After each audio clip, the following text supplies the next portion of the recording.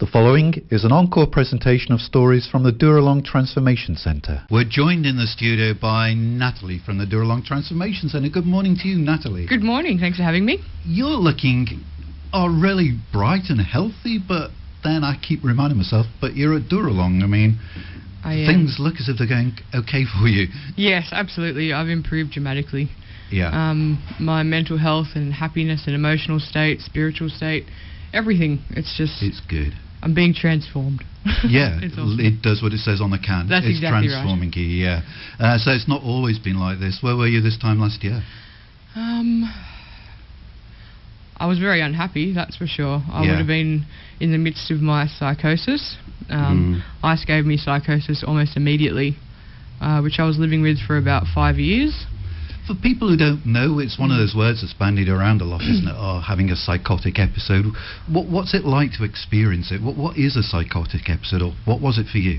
Well, a psychotic episode is generally like a short space of psychosis, normally for a day or two after taking drugs. A drug-induced psychosis normally can last for a longer period of time. So for myself, it lasted about 5 years. Was brought on by the drugs and was exacerbated by the drugs. It would diminish slightly when the drugs had withdrawn from my system, but I always had the symptoms of psychosis there. Symptoms can range from paranoia, chronic paranoia, delusions, paranoid delusions, conspiracy theories, thinking people are after you. You don't trust anyone, that's for sure. Yeah. And this is all real for you. There's a temptation to think, conspiracy theories and people are out to get me. We tend to think, that's funny, that's weird, but it's not, is it? For you, it's real. Absolutely, it was real. I mean, I can look back at it now, and I know that it wasn't, but during the time, it was really, really scary. Every day was horrible because you think that the people that you trusted weren't who they were. Yeah. Everyone was lying to you for a certain purpose. There were subliminal messages everywhere. There's no logic. Even watching television, there would be subliminal messages there? No, but I thought there was a camera on my television. So I'd take things apart. I would take apart TVs, satellite dishes from my roof. I'd take everything apart, looking for evidence of conspiracies going on and finding out who was watching me, but there was never any conclusion to any of those because there was no one. And your family were in on this as far as your beliefs? Well, I thought so. That I would often call my mum and tell her that there was something going on that she wasn't telling me, and it must have been horrible. My parents are wonderful people, my family's wonderful, and they didn't deserve to have this, because it affects everyone in the family, and it must have been horrible to be questioned by your own daughter when you weren't doing anything wrong. No, they're just loving you, and you're accusing them of being part of a huge big conspiracy. Of something going on. I could never figure out what it was. But paranoia is chronic. It's horrible, and the voices in my head were the worst thing. They controlled everything I did. So were they male or female voices? They were often people that I knew. So basically it's your own thoughts manifesting verbally through other people's voices. So everything that I did would be critiqued, from the way I dressed to how I walked, what I was doing, and it was always a negative critique. It was never like, good on you, you're doing a great job. It was horrible things like, I can't believe you're doing that. Look at the way you're doing that. Yeah, that's stupid. You're an idiot. Telling you you're ugly. You're doing everything wrong. Nobody likes you. Yeah, just basically nitpicking everything I was doing. And on my really bad days, when I thought I was involved in a game, they would say, no, don't do that. You'll lose this level of the game. It was a horrible, horrible conspiracy. So when we see people walking down the high street talking and shouting to themselves, that would be evidence perhaps that they are having a psychotic episode, that they're actually talking to these voices. Well, some of them could be schizophrenic. Some people are born with schizophrenia, and the symptoms, they're very similar. Schizophrenia and psychosis.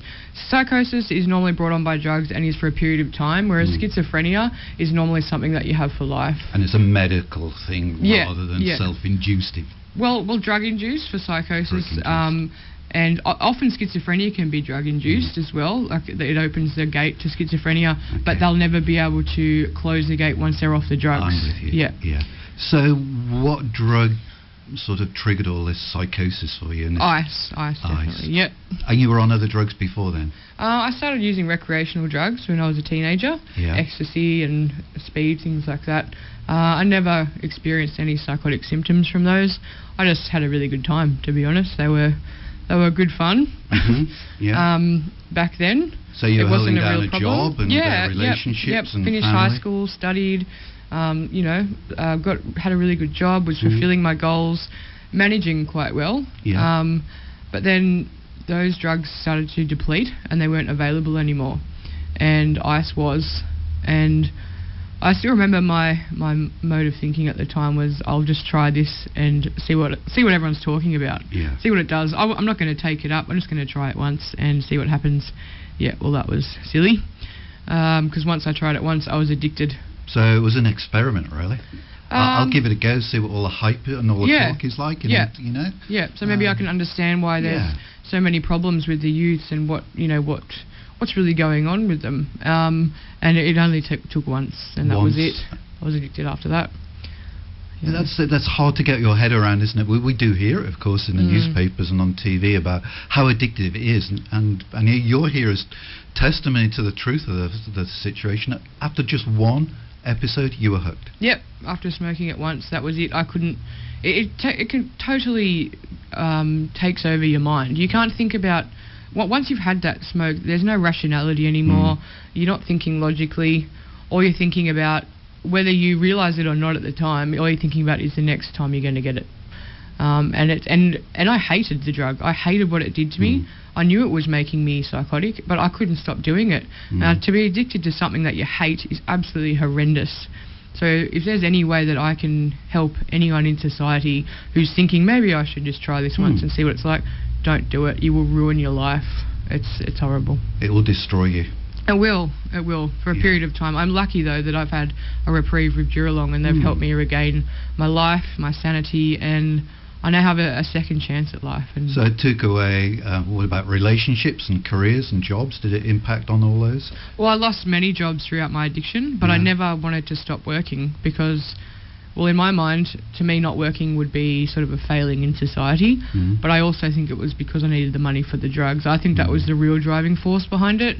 When I look at it in reality, I needed money for the next time. Like I needed drugs to work because I was working nights, and I needed to work to buy the drugs. So it was just a terrible cycle.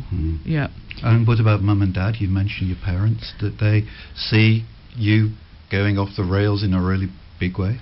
Towards the end, they did. I was very good at hiding because I was ashamed. I was really ashamed of what I was doing, and I had no control over it. And I thought in my head, I can overcome this before anyone finds out. I can overcome it. And I couldn't in the end. I really couldn't. And as I said before, my parents are wonderful people, and they know the truth now. I told them, but they still love and support me, and I'm very lucky that I have that.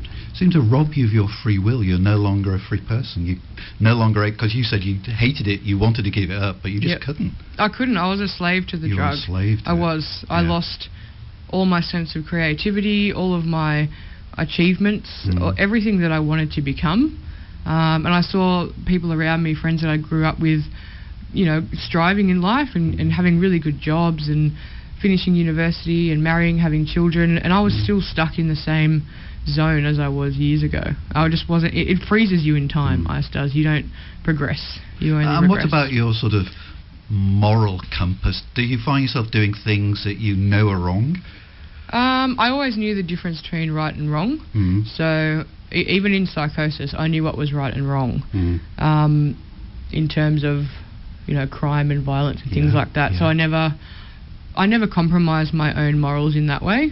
But in terms of smoking ice, it was never on my to-do list. It was never when I was younger. It's not like you say, when I'm older, I want to be an ice addict. It just hits you, and that's it. You're stuck there until someone you can surrender and get help. And how long was this a part of your life?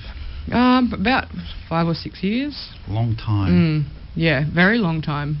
A long time. And what does it do to your body?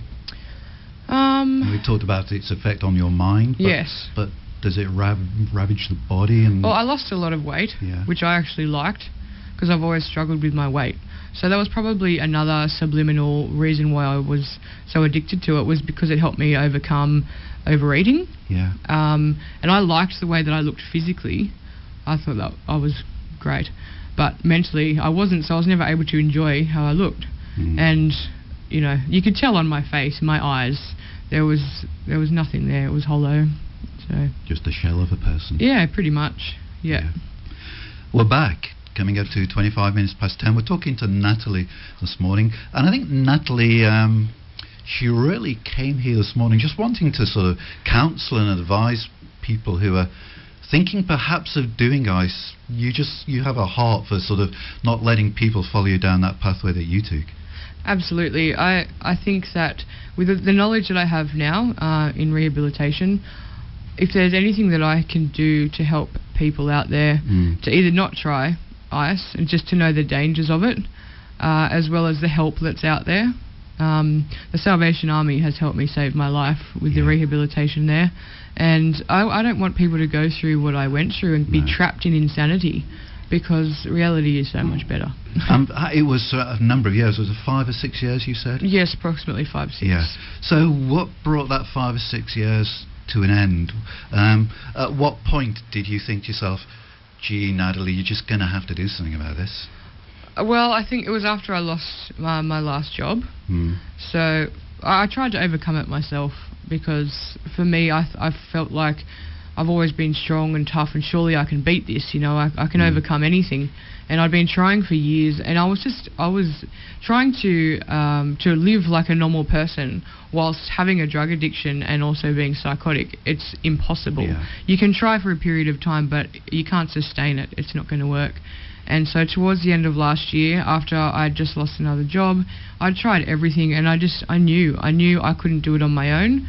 So to admit that to myself was a big step, admit it to my family, and then to start calling around rehabilitations. I called ADIS, which is the Alcohol and Drug Information Service. They gave me the number of rehabs to call, and that's where I got the numbers of places in the city and was directed to Dooralong. Yeah, and we've got that number, which we'll read out closer to the 11 o'clock news. So if people want to get a pen and a piece of paper, we'll give out that number. So you phoned them and they gave you some options. I did. Not only did they counsel me, I called them in many times of fear as well, actually. They were wonderful counsellors. They helped calm me down, as well as sort of to convince me that I needed help as well. Yeah. And yeah, they were wonderful. They gave me the numbers to call. And you narrowed it and whittled it down to, I think it was a choice between 2, wasn't it? Well, it wasn't easy. Especially when you're in such a terrible state mentally. I mean, people in a normal setting would be able to call up a place, you know, register and go on the waiting list and then wait and go in. That sounds like a pretty simple plan. When you have a drug addiction and you can't really think logically and you're not in a stable mind frame, doing things like that is a lot harder. You lose numbers, you forget who you've called, you get too paranoid to call people, you're not sure what ones are calling you back. It's very confusing. So it took quite a few months to get in, and luckily I called William Booth, and which is Salvation Army run. Daniel spoke to me and got me in pretty much straight away into Dooralong. Yeah. So I was very lucky to get in so soon. What would you say to people who are out there supporting a loved one who's perhaps in one of these psychotic episodes, addicted to ice or whatever it might be, alcohol or whatever it is, but that person doesn't seem to be interested yet in rehab? And what can the family, is there anything they can do, or is it just a case of be there ready to pick up the pieces when need be? Look, it's really difficult, because as much as I'd say, look, don't give up on the addict, don't give up on them and support them, you also need to look after yourself as well. So, because otherwise everyone's ruined. So do as much as you can, get as much information on the drug they're taking, on the symptoms, on the places that they can go for help. Give that to them, and then it's in their hands. Once they have that information, it's up to them to help themselves, because it's that serenity and that surrender of the addict, of them to actually do this for themselves, that is the first step in recovery. So you're helping them by giving them the information, but then looking after yourself. Make sure that you put yourself first as well, because otherwise it could affect everyone negatively. Yeah. But it's hard, isn't it? It is. An acknowledgement of the fact that you can't do it for the person. They've got to want to do it. That's exactly right. They have to want to do it as much as you want them to do it, and it's heartbreaking when they don't, and you want them to be the person they used to be for yourself. It is really difficult, but just don't give up on them, but also don't give up on yourself, and do what you need to do to keep yourself safe and happy, and hopefully, and pray and hope that in due time the person that is in addiction will get that help from themselves and come out the other end in a happy way. So you've been given a choice. You could have gone to William Booth in Sydney, in the city there, or Dooralong. You chose Dooralong. What was the why Dooralong than the Sydney one? Well, I've lived in Sydney for the last 10 years. I have everywhere in Sydney has a memory for me with addiction, especially as I worked in pubs around Sydney as well. And I knew where all the pubs in the area were, and where had a lot of contacts in Sydney. So it was more to do with the surrounding environment rather than the actual place itself. I did my detox at William Booth, and they were wonderful there. Yeah, I was there for about 5 days. But I knew I needed to get out of the congestion of Sydney, out of the concrete jungle. I needed freedom. I needed open space. Sydney is too constricting. It's too populated for me. I needed to feel a bit of freedom as well. You certainly found that in Dooralong. Absolutely, yes. I'm very happy there. What did you think as the bus drove you down those winding, narrow roads down the Yarramalong Valley? Well, I didn't think that the road would ever end. I thought they were just driving us into oblivion. Yeah. But when we finally got there, I couldn't believe it. I'm still in awe of it. Every morning when I see the sunrise and when I see the moon and the stars at night, I'm just encapsulated by its beauty. It's overwhelming, and it's definitely helped me with my program. I go for walks actually walking every morning helped me quit smoking there. Such a beautiful environment, and it's just a beautiful place. So I'm very blessed. And it would have been hard work because you had been addicted to ice for 5 or 6 years. Now you've come off it. Yep. That would have been tough to begin with. Well, to be honest, I didn't have very bad withdrawals. When I was doing my detox at William Booth, I slept a lot and ate a lot of biscuits and drank a lot of cordial, watched the TV and just sort of slept through it. But to be honest, it was a relief coming out of it. I needed to be put in a place where I couldn't access it in order to have the withdrawals, get it out of my system. And with that, the psychosis was diminished, and I started to feel better. And I knew all I needed was just that time where I couldn't access it to let it get out of my system till I was in a better frame of mind that now I could focus on my recovery. Without that restriction of access to drugs, I don't think I would have been able to do it. And then you've got all the programs and the counselling and the psychologists there as well to sort of help you in that journey. Absolutely. The support staff are wonderful. The psychologist that I'm seeing there is wonderful. And has helped me exponentially in my recovery. The program it really works. It's an amazing program. Major Gav and everyone that works at Dooralong are wonderful people. They treat you like human. They don't treat you like addicts. They treat you. No. You're not a case. You're a person. Yeah, exactly right. And that really gives us all a lot of hope and belief in ourselves, because other people believe in us, and we want to prove ourselves and everyone right that we can do this. And Natalie is still with us from the Dooralong Transformation Centre. We've been looking at Natalie's sort of journey over the last 5 or 6 years.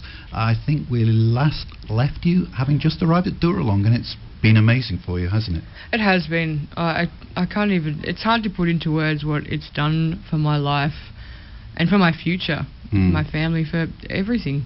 Yeah. It truly does transform you. And what about your future? Well, so many things. It's exciting actually looking into my future.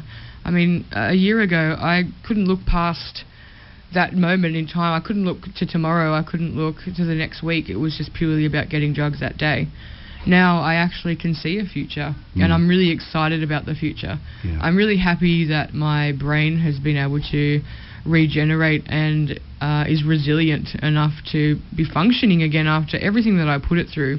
And so I'm hoping to utilise my mind in a way that can help people, that I can finish my studies and go on to work in either with youth work or drug and alcohol, something in community services. There's also holidays I want to go on. I want to do acting again, do theatre again. There's lots of things, and I actually feel like I can accomplish it now. It's not just I could do that. No, I'm going to do that. It's just there's a matter of lot time. of things on your to-do list. There is now, exciting yes. Things. Yeah. You mentioned studying. Is that something that's come to you since you've been at Dooralong? That's right. I've been blessed with the opportunity to study my Certificate 2 in Community Services, which is wonderful. It's a great way to sort of lean into doing the full diploma of community services. It's great to get my mind working again, to study, to learn, and I can't learn enough. I just want to keep learning as much as I can about everything, because everything's so interesting to me now. And in that way you'll be able to give something back to people who are just coming into Dooralong maybe for the first time, or people like that, wherever they might be. Exactly right. I think going through all this, it would be a shame if I wasn't able to impart knowledge onto other people and help them in their struggles and with their lives, and whatever I can do to help, I want to be able to do that. And I think that will not only help them but also help myself in recovery and feeling good about what I'm doing, and not like everything I went through was a waste of time, or to be able to use that to an advantage. Everything sounds very positive. You've got positive plans. You want to do good. You've got holidays you want to go on. You've got, careers that you want to sort of resurrect and develop. Absolutely. At the moment, I feel like I could take over the world with my happiness. It's wonderful. I've always been a happy person up until I was in addiction. Addiction made me so negative. Everything was bad and everyone was terrible, and it turned me to the opposite person of who I was. Made me so negative. And now that I'm happy and positive again, it's great to really feel that way and not just be putting on a happy face, but actually feel excited about life. How long are you through your... I'm 4.5 months. I'm in level 2. Yeah, so what are we talking about? Is that about halfway through or just over halfway through? Approximately halfway through. It's generally a 10-month program. Yeah. One of my goals is to stay on after I graduate and become a mentor. I would really love to do that. Yeah. That's definitely one of my goals. And we know that Dooralong is sort of run by the Salvation Army. You've spoken very highly of the Salvation Army. Absolutely. You were open to the spiritual side of things when you got there, and it wasn't just the therapy there, but the spiritual sort of renewal as well. Absolutely. I've always believed in God, and I was raised a Catholic, but I do believe that the Salvation Army gave me the tools in a way that I could actually listen to God and feel God and see Jesus working through people and just I've definitely had a spiritual awakening. I can feel there's a certain feeling that I have now that I didn't have before I came to Dooralong, and the Salvation Army have helped that grow in me.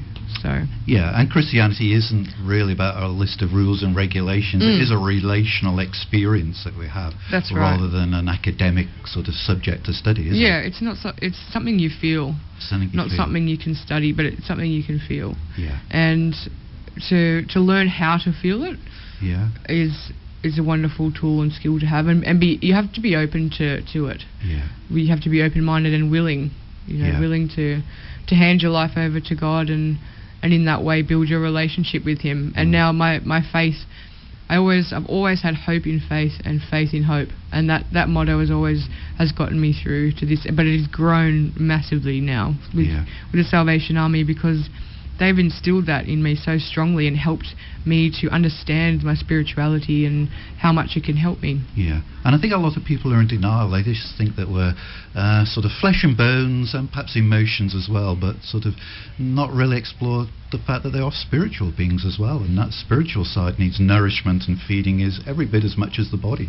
Definitely. I think a lot of people struggle with the fact that your spirituality is not something you can see. It's not tangible. It's something that you feel and helps you grow and be a good person. Yeah. But that's something that I've learnt to do is to have that faith in Christianity and in spirituality and what it can do. Yeah. So what's going to happen next for Natalie? You're just going to keep your head down for the next 4 or so months and then start looking for future careers and future directions? Yes, to be honest, I haven't sort of thought past the program as yet. I'm really enjoying where I am. Yeah. I play a lot of table tennis there, so I really enjoy playing that every day. And that wouldn't be the job they're giving you. What job is that? No, that just helps me to keep fit and gives me something to get better at every day. So in the future, I don't know. I think the opportunities are endless now. Yeah. There's so many things, but I'll come out of Dooralong with qualifications with the community services, which I'll be able to use in a career, which is wonderful. So, yes, hopefully I'll be able to use that. Natalie version 2. What's that, sorry? Natalie version 2. That's right. You're not the same person that walked in. I'm not. I'm happy to say that I'm myself now, and I'm comfortable with that and strong and looking forward to the rest of my life. And you've got so much to give. You're very articulate. You're very sort of passionate about wanting to help people. And I'm sure if God has led you to Dooralong for a reason, one of those reasons might be, what He has in mind for you in the future. I believe so and hope so. Yeah. And I trust in that. Yeah. And we do sincerely and genuinely pray God's presence in your life, and that He will continue to have His hand upon your shoulder as He leads you, and equally that you will be sensitive to that hand and sensitive to that prompting. But thanks, Natalie, for coming in. It's been a real pleasure talking to you this morning. Thank you so much for having me, Phil. It's a pleasure. Okay. You've been listening to an encore presentation of the Dooralong stories, which can be heard live every Wednesday at 10 a.m. and repeated 8 p.m. Sunday and 1 a.m. Wednesday, right here on 94.9 rema.cc.